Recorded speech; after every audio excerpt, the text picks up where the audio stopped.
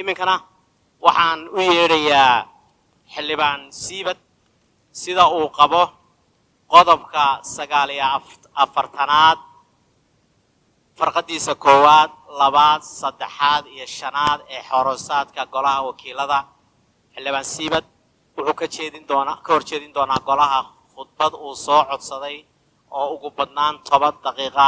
wuxuuna u maray habraaci xorosaadku siinayay. codsigiisa 4 bari ka hor buu soo jeediyey, waa la ii soo gudbiyey, waan ka aqbalay, waa la diiwaan geliyey, waa la mudeeyey. saakana wuu soo jeedinayaa xeeroosaadkeena ayaa cayn ka dhigaya mudanayaal. mudanihii markaa doonaya mararka qaarkood inuu golaha la hadlo ha u soo maro xeeroosaadka.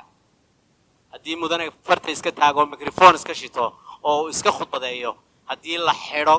oo golaha la xidho oo laga tago xeeroosaadkii baan marin. xeeroosaadka in marna mudanayaal ku soo dhawow xildhibaan siibad. aad iyo aad baan kaaga mahadnaqayaa sida aad xeeroosaadka u tixgelisay khudbadaada aad nidaamka sharciga ugu martay. ku soo dhawow mudane. بسم الله الرحمن الرحيم اللهم صل على محمد. قدونك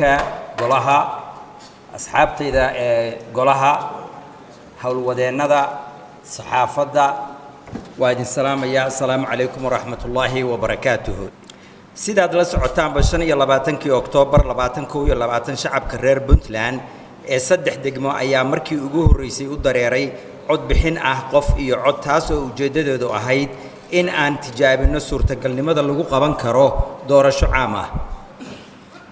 waxaan si mug leh u aragnay in shacabka Puntland ay aad ugu faraxsan yihiin in laga guuro 66 ka xildhibaan ee ku meel gaarka ahaa loona guuro nidaamka xisbiyada badan. shaki kuma jiro in shacabku u hamuun qabaan in doorasho xor iyo xalaal ah ay ku soo doortaan madaxdooda siyaasadda, waana ugu hambalyeynaa hididilada ay muujiyeen. iyana waxaan soo dhaweynaynaa hambalyada ka kala imanaysa shacabka Soomaaliyeed oo talaabada Puntland qaaday ay nayaayiro gelisay. waxa bogaadin mudan in guddiga doorashadu farsamo ahaan ay geedi socodka dimuqraadiyeynta gaarsiiyeen meel aysan horey u gaarin. hase yeeshee waxaan ka xumahay in aan jaalkayga golaha u sheego in ilaa iyo hadda shaqada guddigu qabtay ay ka fog tahay nidaam waafaqsan doorashada dastuurku jideeyay. dastuurka Puntland wuxuu ku talagalay nidaam miisaaman oo qof kasta oo ah xildhibaan degmo ama gobol codkiisu uu la miisaan noqdo codka jaalkiisa dhinac fadhiya kuna salaysan tirada dadweynaha uu wakiilka ka yahay. nasiib darro guddigu jihadaas ma qaadin, taas oo sharci darro ka dhigaysa ilaa iyo hadda shaqada ay wadaan. guddiga doorashadu inkastoo ay ku dhaarteen inay ku dhaqmaan dastuurka Puntland, haddana ma aysan hirgelin qodobada salka u ah geedi socodka nidaamka xisbiyada badan ee dastuurku faray. guddigu waxay hawshooda ku soo koobeen farsamo ku eg sidii dhaqaale loogu heli lahaa saad iyo sanduuqyo lagu codbixiyo. qodobada guddigu ku tuntay oo la'aanteed aan sina doorasho lagaga guurayo nidaamkii hore aysan u qabsoomi karin waxaa ka mid ah qodobka 44 farqadiisa afraad. codbixintu waxay noqonaysaa mid caam ah, dadku u siman yahay,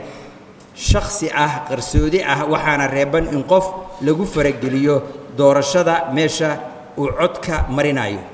mudanayaal marweyn waxaan idin xusuusinayaa dastuurku af Soomaali buu ku qoran yahay, marar badan buusan sharaxaad u baahanayn. codbixintu ma aysan ahayn mid caam ah, waxaa laga qabtay 3 degmo oo keliya. qarsoodina ma ahayn oo wixii ka dhacay waad la socotaan. qodobka 44 farqadiisa shanaad. tirada kuraasta uu gobol ku yeelanayo golaha wakiilada iyo xubnaha golayaasha degmooyinka waxay ku xirnaanaysaa hadba inta uu la eg yahay dadweynaha ku nool gobolka ama degmadu.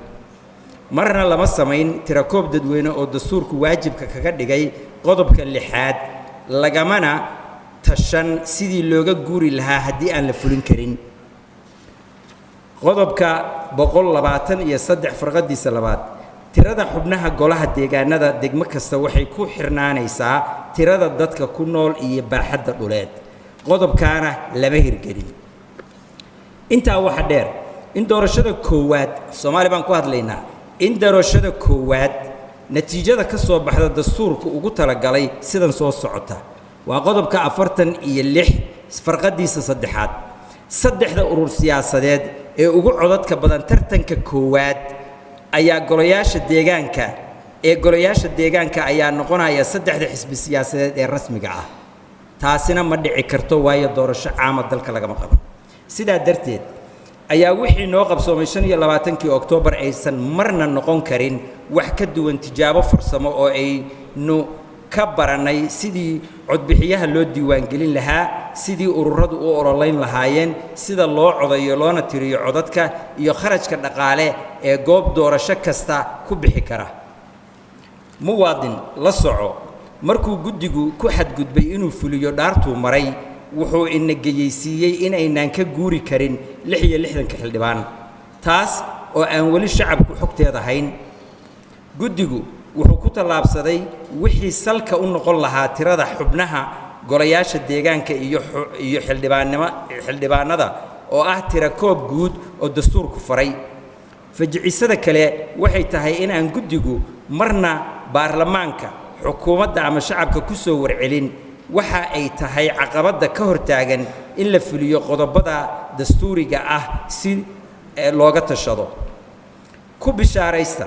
wixii aan sugnaaba waa 66 xildhibaan oo si qarsoodi ah u doorta madaxweynaha ama odayaha soo magacaabo ama codbixin ah qof iyo cod ha ku soo baxeen hadaynaan jihada bedelin mudanayaal iyo marweyn waxaynu ognahay qaabkii aynu xildhibaano ku noqonnay mana aha mid lagu noqon karo horay waxaynu u go'aansanay in nidaamka dawladnimo ee Puntland ku dhisnayd oo ku meel gaarka ah aan ka guurno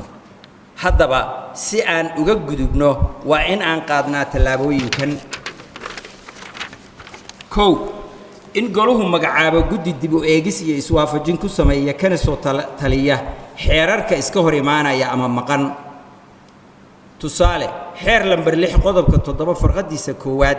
wuxuu toos uga hor imanayaa qodobka 44 farqadiisa koowaad ee dastuurka qodobka 123 farqadiisa labaad dastuurku wuxuu furay madax banaanida maamul iyo dhaqaale ee degmooyinka mana jiro xeer bayaaminaya sida ay u wada shaqeynayaan dawladda Puntland iyo tan maamulka degmadu qodobka 44 qodobada 44 iyo 123 dastuurku wuxuu tirada xubnaha golayaasha degmooyinka ku saleeyay tirada dadweynaha ku nool degmada meesha xeerka doorashooyinka golaha deegaanadu uu ka dhigay tirada golaha ee degmooyinka 21 27 iyo 30 xubnood oo aynaan aqoon waxay ku salaysan tahay labo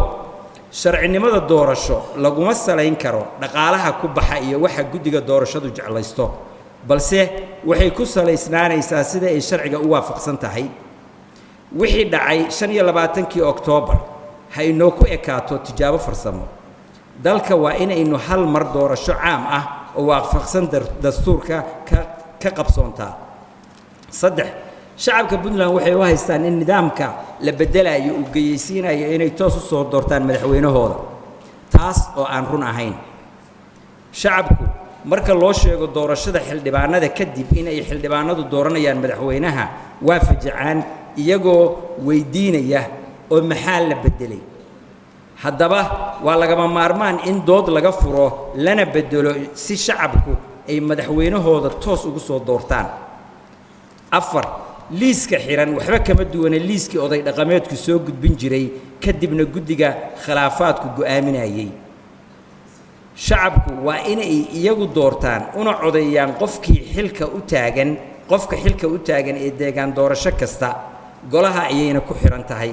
awooddaas leh markaynu eegno qodobada dastuurka ee hagageedi socodka nidaamka dimuqraadiyeynta waxa cad in guddiga doorashadu uu ku gaboodfalay geedi socodka xisbiyada badan uuna isi siiyey awood ka baxsan tan dastuurku siiyey